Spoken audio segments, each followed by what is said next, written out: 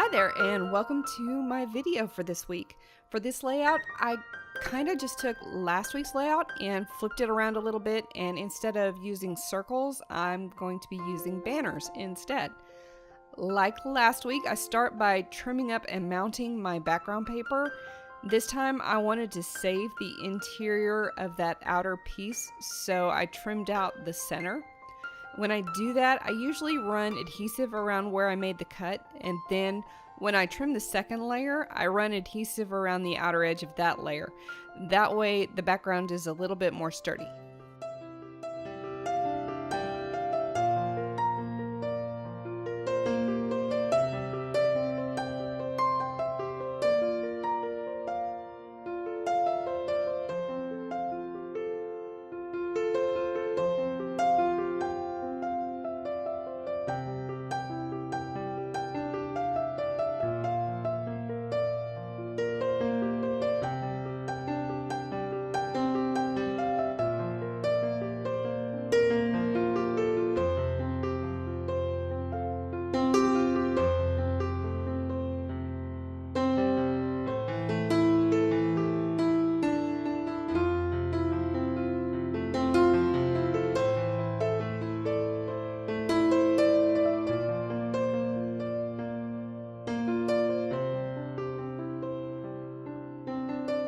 Like last week, I ended up double matting these photos. I repeated the whole cut out the center thing because I think there's a good chance that I'm going to want to use that paper from the Lavender collection as a frame on another layout. I put the photos directly on that lighter lavender paper because the one of me and my daughter is pretty saturated with color, and the other one is kind of dark because it's in a cave. And like last week, the background paper is a little bit on the light side, and I wanted to mount the photos in a way that they would stand out both from the background paper and from the mat.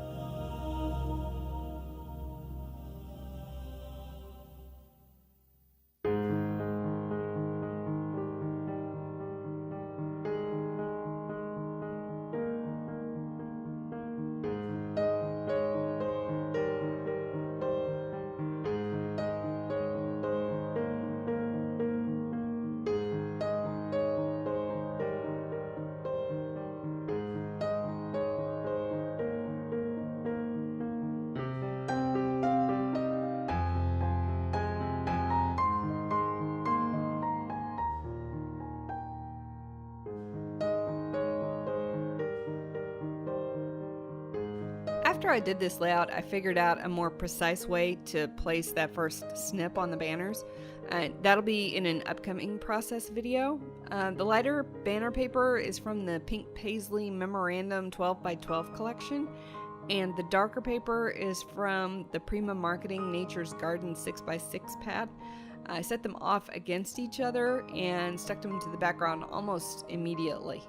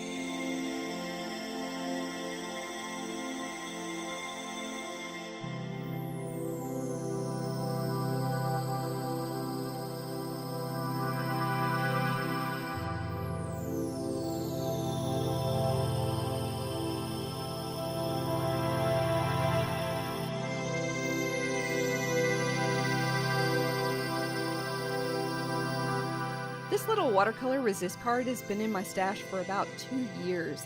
I picked up a whole pack of watercolor resist cards at Michael's about 2 years ago, and apparently I decided to paint this one in varying shades of purple at some point, probably for a project that just never ended up on the project for whatever reason. I don't know why, but it's a happy coincidence because it works well with this layout. Since I'm going to journal about how Dean and I have discovered that we enjoy exploring the world underground and how each cave that we visit is unique, the title works pretty well for us. I fussy cut the word joy to emphasize the scriptiness of the word, and because I wanted to put it in the lower right corner, and a blocky looking joy just wasn't going to work for me.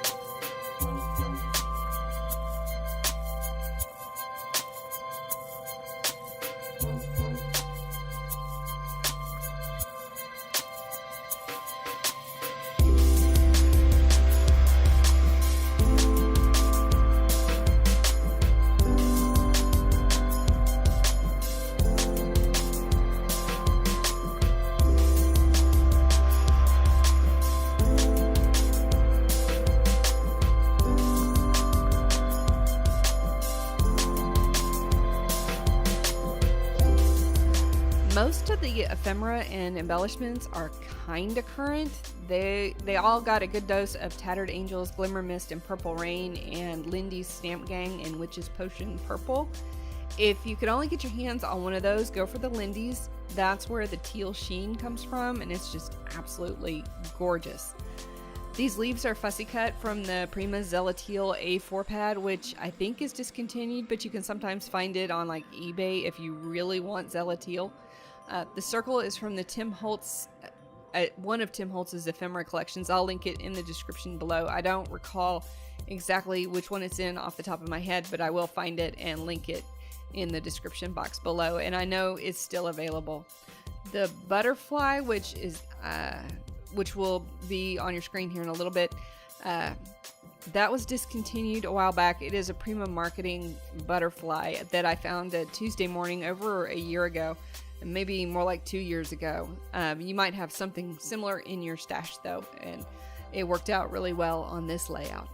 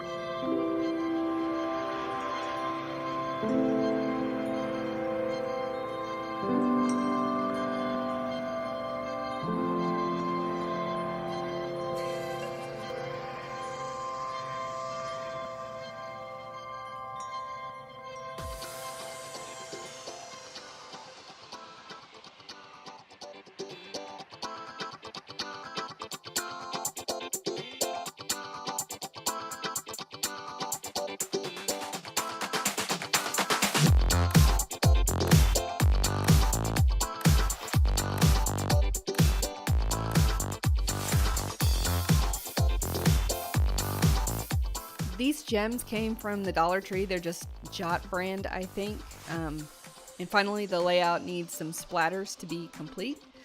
Thank you for watching my stash bashing process video. If you enjoyed it, please give this video a thumbs up. And if you'd like to see more videos like this one, check out the recommendations at the end of this video and hit that subscribe button, and don't forget to ring the bell. If you'd like to see more about this layout, check out the blog post, which is linked below, and have an awesome day.